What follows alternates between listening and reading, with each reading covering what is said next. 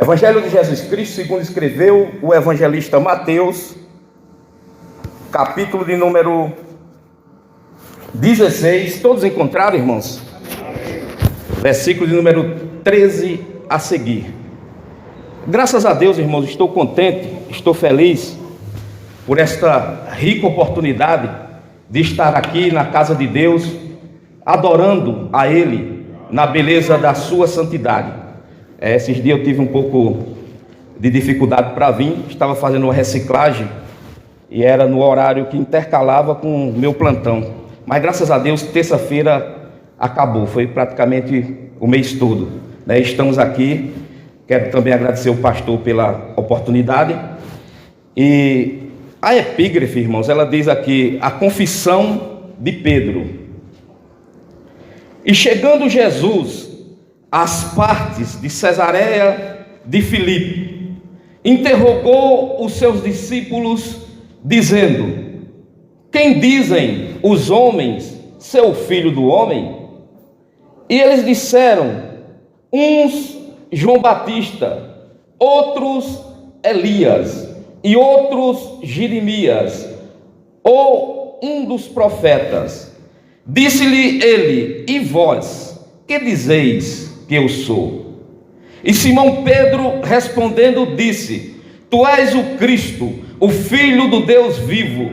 E Jesus respondendo disse-lhe: bem-aventurado és tu, Simão Bar-Jonas, porque não foi a carne e sangue quem tu revelou, mas meu Pai que está nos céus. Pois também eu te digo que tu és Pedro, e sobre esta pedra edificarei a minha igreja, e as portas do inferno não prevalecerão contra ela. Até aqui, irmãos, do versículo 13 até o versículo de número 18. Meus queridos irmãos, esta confissão aqui é conhecida como a confissão de Cesareia, porque aconteceu nessa cidade, Cesareia de Filipe. Os irmãos vão observar que existe na Bíblia duas Cesareias. Uma que era a capital da Judéia, que ficava 100 quilômetros ao noroeste de Jerusalém, e a outra que tem esse nome, Cesareia de Filipe, para diferenciar da outra Cesareia, que fica 40 quilômetros até o mar da Galileia, aproximadamente, norte do mar da Galileia. Meus queridos irmãos, aqui a gente pode ver algo muito interessante. Jesus Cristo ali estava somente com os discípulos, e de repente Jesus Cristo pergunta para os seus discípulos: o que é que os homens, o que é que eles dizem do Filho do Homem? Meus queridos irmãos, existia aqui, a gente pode ver, uns disseram que era Elias, outros disseram que era João Batista, ainda outros disseram que era um dos profetas. Veja a opinião de muita gente. Apesar, irmãos, de o que aconteceu na vida de Jesus, nascimento, local onde ele nasceu e muitas coisas, estava profetizado e muita gente conhecia, sabia, tinha conhecimento. Os irmãos veem que quando ele conversa com a mulher samaritana, lá no capítulo 4 do Evangelho de São João, pode ver que a mulher já tinha conhecimento de que o Messias ele vinha. E Jesus conversando com aquela mulher conheceu, E de repente a gente sabe que aquela mulher, ela se converteu ali, ela abandonou o cântaro que ela veio pegar água, e ela depois se tornou uma mensageira de Deus ali na cidade dela, na vila ali. Então, tinha como conhecer, tinha como saber quem era Jesus. Mas veja, irmãos, que as opiniões eram diferentes. Um dizia: não, é João Batista. O outro: não, é Elias. O outro: é um dos profetas. Mas não acertava. É um dos profetas, é João Batista. Meus queridos irmãos, uma coisa interessante. Até hoje, as pessoas, muitos, não tem um conhecimento de Jesus. Se você vê as seitas, de modo geral, o islamismo, eles dizem que Jesus foi apenas um profeta. Para cada seita, para cada religião, Jesus não é realmente aquilo que a Bíblia diz. Uns até acreditam o espiritismo e tantas outras religiões e seitas, eles acabam falando, não, Jesus é isso, Jesus é um profeta, Jesus foi um homem muito bom, Jesus, e assim sucessivamente, né? A gente sabe, entre as testemunhas de Jeová, Jesus, ele é um Deus menor.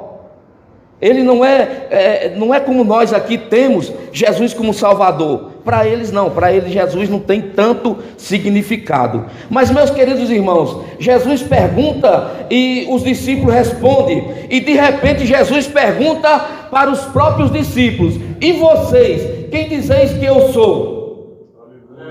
Irmãos, a pergunta ela está nessa noite: quem é Jesus para você? Louvado seja Deus. Jesus para mim, irmãos, é Salvador, mas Ele é muito mais do que Salvador. Ele é Deus, Ele é o eu sou, Ele é o bom pastor. Louvado seja Deus. Aleluia. Mas, meus queridos irmãos, até mesmo dentro da igreja tem muita gente que tem Jesus como se fosse não como se fosse exatamente o Salvador, porque, irmãos, tem muita gente, existem muitas igrejas que muitas das vezes fomenta, prega que Jesus é apenas um distribuidor de bênção, ele está ali somente para abençoar e sem compromisso nenhum. Você vê, Jesus vai abençoar e as pessoas não têm um compromisso com ele, mas nós sabemos pela Bíblia que temos que ter compromisso com Cristo, temos que ter compromisso com ele. Louvado seja Deus. Bem sabemos, irmãos, que Ele faz, bem sabemos que Ele abençoa, bem sabemos que Ele, irmãos, Ele faz tanta coisa em nossas vidas, mas o maior bem que nós temos é a salvação. Louvado seja Deus, aleluia. Agora, irmãos, a gente vai e Ele pergunta para os discípulos, dando continuidade aqui, e Pedro, ele levanta a voz ali, entre os demais, e ele diz no versículo de número 15, disse-lhe ele: e vós, quem dizeis que eu sou? Aí no versículo de número 16 ele diz: e Simão Pedro respondendo disse: tu és o Cristo, o Filho do Deus vivo. Louvado seja Deus. Irmãos, veja uma coisa, ele diz: tu és o Cristo. E aí ele complementa mais forte ainda: o Filho do Deus vivo. Dizem os historiadores, alguns deles, que naquela região, Cesareia de Filipe, tinha um templo dedicado ao imperador, e tinha também um deus ali que fazia parte, parece que por nome de Pan, e esse deus, ele era o Deus daquela região ali. Agora, irmãos, você vê como é que ele faz aqui a confissão: tu és o Cristo, o Filho do Deus vivo. Louvado seja Deus, porque tinha muitos deuses ali, porém o Deus vivo, ele se destaca de todos. O nosso Deus, irmãos, é um Deus que anda, é um Deus que fala, é um Deus que vê, é um Deus que faz, é um Deus que trabalha, é um Deus que opera. Louvado seja Deus, aleluia. Aleluia. Mas, irmãos, mas o mundo gosta de adorar um Deus morto, um Deus que não anda, um Deus que não fala, um Deus que não vê, um Deus que não faz nada pelo homem. Mas o Deus que nós servimos, Ele é um Deus que pode, Ele é um Deus que faz. E nesta noite, se entrou alguém aqui com algum problema, saiba que esse Deus é maior, saiba que esse problema, louvado seja Deus, Ele tem a solução. Aleluia, louvado seja Deus. Tem até, irmãos, um dito que eu acho muito interessante. Então, quando você olhar para o seu problema e você vê que o seu problema é grande, olhe para Deus, que é muito maior do que o seu problema. Louvado seja Deus. Aí ele diz: tu és o Cristo. Essa palavra Cristo, irmãos, quer dizer ungido. Tu és o Cristo, ungido. A palavra nome Jesus quer dizer Salvador ungido. Jesus, Salvador. Cristo ungido. Jesus Cristo, o Salvador ungido. Mas ele diz assim: tu és o Cristo, o Filho do Deus vivo. Louvado seja Deus. Irmãos, e esse Jesus está aqui nessa noite. Louvado seja Deus. Oh, aleluia. É o motivo dessa reunião, é a presença de Deus aqui. Louvado seja Deus. Agora, irmãos, uma coisa que eu vejo aqui, e é muito interessante. Ele diz assim, né? E disse-lhe ele: e vós, quem dizeis que eu sou? Mas no 16, no finalzinho, ele diz assim, Simão Pedro respondendo, mais para trás um pouco, ele vem, né? Ele disse-lhes, vamos fazer aqui do começo, que chegando Jesus às partes de Cesareia de Filipe, interrogou seus discípulos, dizendo: quem dizem os homens ser o Filho do Homem? Irmãos, está aí um título que Jesus gostava de se apresentar: Filho do Homem. Dizem os estudiosos que no Evangelho de Mateus existe pelo menos 32 vezes essa palavra, Filho do Homem. É muito interessante, não é, irmãos? Filho do Homem. Por que isso? Em primeiro lugar, irmãos, Jesus queria enfatizar a sua humanidade, porque Jesus, ele é divino e também humano, né? Uma vez eu vi alguém dizer, não, ele é 50% divino e 50% humano. Não, ele é 100% divino e 100% humano. Irmãos, lá no livro de Filipenses, no capítulo 2, diz que ele não teve por usurpação ser igual a Deus, mas assumiu a forma de homem, se tornando servo, semelhante aos homens. Também lá no Evangelho de São João, diz que o verbo se fez carne. Também lá em 1 Timóteo capítulo 2, versículo 5, diz que há um só Deus e um só mediador entre Deus e os homens, Jesus Cristo, o homem. Louvado seja Deus. Ele queria enfatizar o quê? A sua humanidade. Louvado seja Deus. Porque, irmão, negar a humanidade de Jesus é uma heresia. Como também é uma heresia negar a deidade de Jesus, a divindade dele, também é uma heresia. Agora, irmãos, o que eu fico olhando e achando aqui, vendo aqui, louvado seja Deus, é que Jesus, muitas das vezes, ele manifestava as duas naturezas dele. Teve uma vez que ele estava dormindo no barco, e de repente aquele barco, ele começou, o vento, começou a vir a água dentro do barco, e os discípulos foram lá, tocaram nele, acordaram ele, porque eles, não, a coisa está feia, vamos acordar ele. Aí quando ele se levanta, irmãos, ele diz: acalma-te vento, aquieta-te mar. Natureza humana, ele estava dormindo na popa. Natureza divina, ele se levanta e diz: acalma-te mar, aquieta-te vento, louvado seja Deus. Aleluia. Lá no capítulo 11 do Evangelho de São João, quando ele chega diante do túmulo de Lázaro, diz a Bíblia que quando ele viu os judeus ali que estavam chorando, diz a Bíblia, Jesus chorou. Mas o mesmo Jesus que chorou, natureza humana, é o mesmo Jesus que diz: Lázaro, sai para fora, e Lázaro saiu. Louvado seja Deus. Aleluia. Esse Deus, irmãos, é um Deus todo-poderoso. E Pedro, ele faz essa confissão, conhecida como a confissão de Cesareia. Ele diz: tu és o Cristo, o Filho do Deus vivo. Agora tem uma coisa, irmãos, é no versículo de número 18. Depois que Pedro, o 17, quando Pedro faz esta revelação, pode ver aí o versículo 17, diz assim: e Jesus respondendo disse-lhe: bem-aventurado és tu, Simão Bajonas, porque na verdade Simão era o nome dele. E os irmãos também vão encontrar um outro nome que ele tinha, que era Cefas.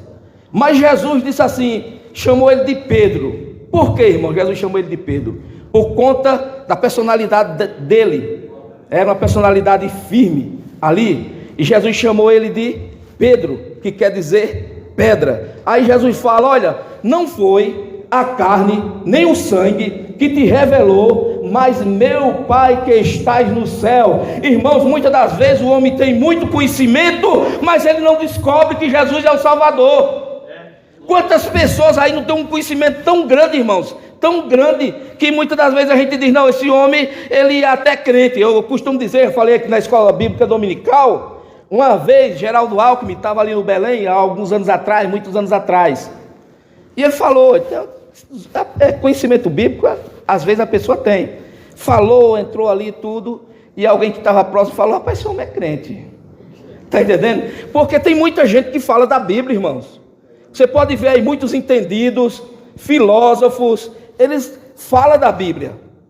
Só que o que é que acontece? Eles não têm um conhecimento aprofundado, eles não têm a revelação de Deus, eles têm um conhecimento técnico da Bíblia. Eu costumo dizer, irmãos, o pastor José Wellington uma vez contou numa reunião de coordenadores, quando eu era coordenador, vice-coordenador, lá do setor 102, ele sempre ia lá, o nosso pastor, ele apoia muito os jovens. Quando ele não ia por motivo de não poder, ele mandava um representante. E uma vez ele contou, irmãos, que numa cidade pequena, eu acho que eu até já contei isso aqui, disse que foi convidado algumas autoridades da cidade, e eu via isso lá no Ceará, às vezes o pastor lá, ele era convidado, algumas autoridades. E um jovem advogado, ele foi convidado também, ele recém-formado. Então o Salmo 23, ele ia fazer a leitura do Salmo 23, ele não era crente não, ele ia só fazer a leitura do Salmo 23, ia ler todas as pontuações, tudo dentro dos vernáculos, tudo certinho ali, e disse que quando esse jovem advogado, ele leu, disse que de repente, irmãos, o povo todo aplaudiu, mas que bonita a leitura, que linda a leitura, e um pastor semi-analfabeto, foi convidado. Aí o pastor vai e abre também no Salmo 23. Aí algumas pessoas, puxa vida, o que é que esse pastor ainda, o jovem advogado já fez uma leitura tão bonita, o que é que esse pastor ainda vai ler aí, se já foi lido, se a leitura foi bonita e tudo, esse homem é semi-analfabeto, ele leu lá, sabe, de um jeito, porque irmãos, a unção de Deus, ela faz toda a diferença. Louvado seja Deus em nossas vidas. E quando aquele pastor começou a ler, quando ele terminou a leitura, o povo ali estava todo mundo chorando, não aplaudiram não, o povo foi chorar mesmo. E de repente, aquele jovem ficou intrigado, chegou no pastor e falou: pastor, o que é que acontece? Eu conheço muito bem esse salmo, eu já li esse salmo várias vezes, eu conheço esse salmo, eu conheço esse salmo do pastor. Aí o pastor falou: olha, você conhece o salmo do pastor, mas eu conheço o pastor do salmo. Louvado seja Deus. Aleluia. Aleluia. Eu conheço o pastor do salmo. Louvado seja Deus. Aí Jesus diz: olha, não foi a carne nem o sangue que te revelou, mas meu Pai que estás no céu. Louvado seja Deus. E eu acredito que todos que estão aqui nessa noite, Deus também revelou para que você estivesse aqui. Louvado seja Deus. Porque, irmãos, a cegueira é grande. Segundo Coríntios capítulo 4, versículo 4, diz que o Deus desse século cegou o entendimento dos incrédulos, para que não resplandeça a luz do Evangelho, que é a glória de Cristo. Já pensou que cegueira? Porque a luz é forte, e a pessoa não enxerga a luz. Então, irmãos, Pedro aqui fala: tu és o Cristo, o Filho do Deus vivo.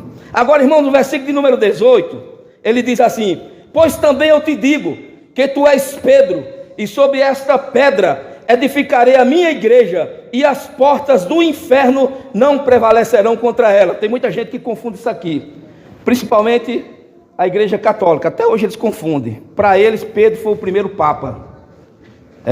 Para eles, Pedro foi o primeiro papa. E Pedro era casado, Papa não é casado. Pedro não tinha fortuna, Papa tem. E assim sucessivamente. Papa tem uma formação extraordinária, e já Pedro não tinha tanto. Não é que Pedro era analfabeto, mas Pedro não tinha uma formação que um Papa tem. Então Pedro era um Papa diferente, se é que ele era um Papa, que ele não era de jeito nenhum. Então o que é que acontece, irmãos? Quando aqui a gente vê aqui, o que é que existe aqui nesse versículo 18? Nesse versículo 18 existe aqui um trocadilho. Tem um trocadilho de palavra que engana muitas das vezes as pessoas. Eu estou dizendo assim, as pessoas que leem rápido, ou quem resolve acreditar em o que os outros falam. Porque veja como é que ele diz aqui. Ele diz: pois também eu te digo que tu és Pedro, e sobre esta pedra edificarei a minha igreja, e as portas do inferno não prevalecerão contra ela. Quando ele diz assim, irmãos, também diz: tu és Pedro, e sobre esta pedra. Que pedra era que Jesus estava dizendo? E sobre esta pedra edificarei a minha igreja. Era a confissão que Pedro fez. A confissão que Pedro fez era, irmãos, a pedra que ele está dizendo: e sobre esta pedra edificarei a minha igreja. Só que tem um negócio aqui um pouco mais, que às vezes complica também, é que o nome Pedro quer dizer pedra. Só que quando você vai nos originais gregos, o que é que acontece? Essa palavra aqui, Pedro, pedra, é uma pedra de arremesso. Uma pedra que você pega e joga. Uma pedra pequena. E a Bíblia diz que nós somos pedra viva, todos nós. É uma pedra pequena, uma pedra que você pode pegar ela e jogar. Só que quando usa a palavra aqui para Jesus, usa a palavra Petras, que quer dizer uma pedra grande, uma rocha grande, uma rocha firme, uma rocha inabalável. Aquela rocha que diz a Bíblia que os nossos pés foram tirados de um largo horrível, de um charco de lodo, e colocados sobre esta pedra. A Bíblia deixa claro, irmãos, que o único fundamento é Jesus Cristo. Sobre esta pedra edificarei a minha igreja, a confissão que Pedro fez. Aleluia. Aleluia. Até porque, irmãos, Pedro, ele fez uma confissão extraordinária. Enquanto nenhum outro fez, ele se levantou e disse: olha, tu és o Cristo, o Filho do Deus vivo. Mas se os irmãos lerem para frente aqui, continuar a leitura, os irmãos vão ver que Jesus começou a falar da sua morte. E talvez Jesus entrou aqui e fez as perguntas para entrar nesse assunto, que ele estava só com os discípulos. E de repente Pedro chamou Jesus de canto e falou assim: olha, não faça isso não. Como é que pode? O Senhor está dizendo que vai ser entregue lá em Jerusalém? Vai ser entregue, vai ser morto, Não, de jeito nenhum. O que é que Jesus diz? Para trás de mim, Satanás.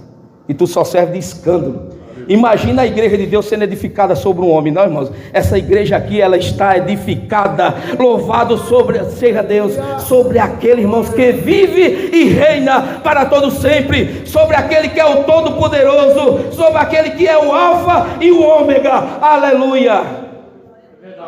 Está edificada sobre ele. Já estou finalizando aqui, irmãos. Já está edificada sobre ele. Agora, irmãos, a gente descobre algumas coisinhas aqui nesse versículo 18, aí eu encerro. Ele diz aqui: pois também eu te digo que tu és Pedro, e sobre esta pedra edificarei a minha igreja. A primeira vez que a palavra igreja aparece aqui, é a primeira vez. E ele está dizendo assim: edificarei. Ele não está dizendo que a igreja já está edificada, estava numa transição ali. Por quê, irmãos?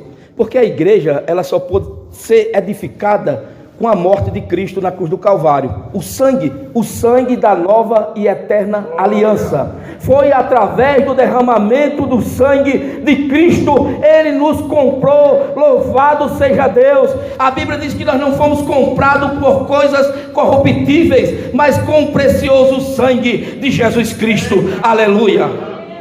E a Bíblia, ela chega a dizer, irmãos, que o testamento, ele só tem poder depois da morte do testador.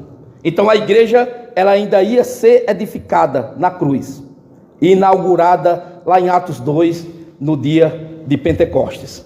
Então ele diz: edificarei a minha igreja. Uma outra coisa que a gente vê aqui: a igreja é de Jesus. Aleluia.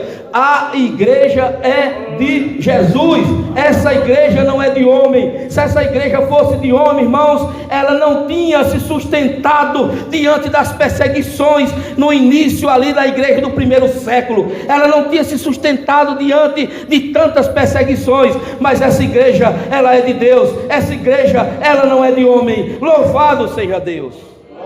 Aleluia. Aleluia. E para finalizar, no próprio versículo 18: e as portas do inferno não prevalecerão contra ela.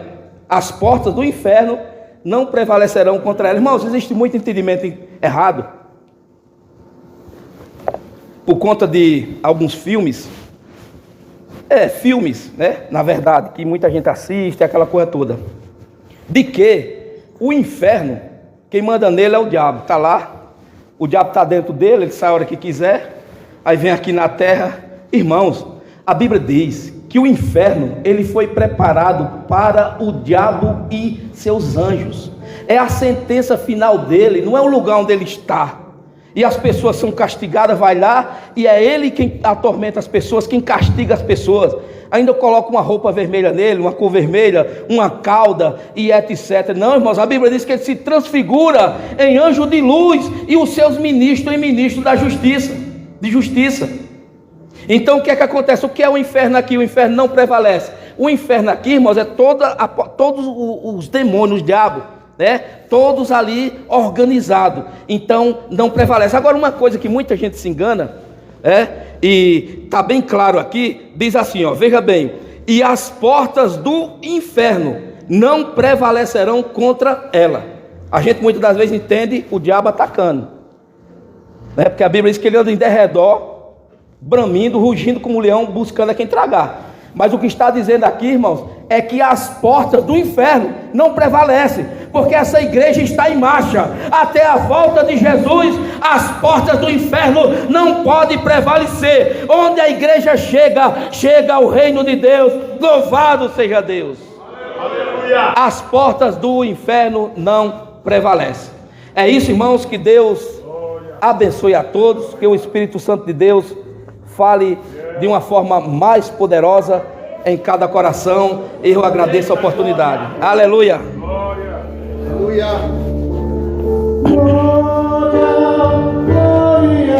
Aleluia. O meu nome ouvirei Jesus chamar.